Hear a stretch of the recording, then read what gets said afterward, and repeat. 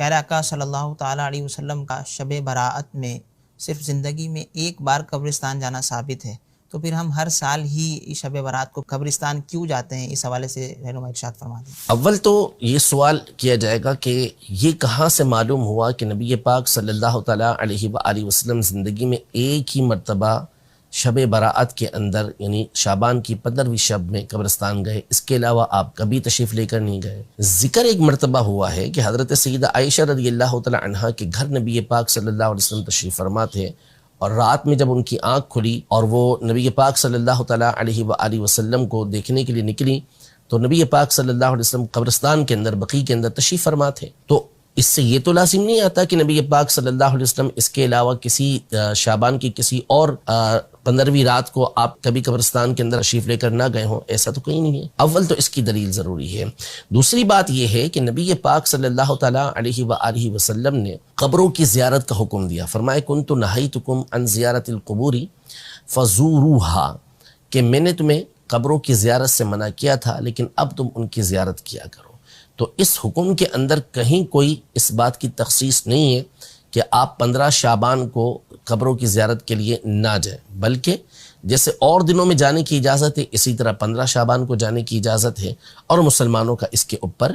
عمل بھی ہے۔ نمبر 3 یہ کہ نبی پاک صلی اللہ تعالیٰ علیہ وآلہ وسلم سے اگر اس بات کو ہم کہتے ہیں کہ ٹھیک ہے اگر ایک مرتبہ بھی جانا ثابت ہے تو جواز بھی ثابت ہو گیا۔ دوسرا، نبی پاک صلی اللہ تعالیٰ علیہ وآلہ وسلم نے جانے کی جو وجہ بیان کی وہ اس رات میں اللہ پاک کی طرف سے ہونے والی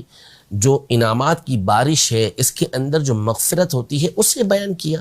تو کیا وہ صرف اسی 15ویں شعبان کی رات کو تھی، یا اور شعبان کی 15ویں راتوں کو بھی اسی طرح بخشش و مغفرت کی بشارتیں موجود ہوتی ہیں؟ جب موجود ہوتی ہیں تو اسی علت کے پیش نظر قبرستان جانے کے اندر کوئی حرج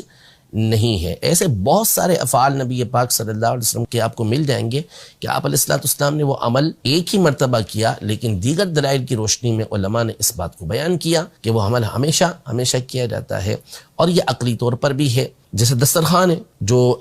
عیسائیوں کے اوپر عیسیٰ علیہ السلام کے ماننے والوں پر نازل ہوا، ایک ہی مرتبہ یہ دسترخوان نازل ہوا، لیکن حضرت عیسیٰ علیہ السلام نے فرمایا کہ تکون لنا عید للاولین وآخرین، کہ یہ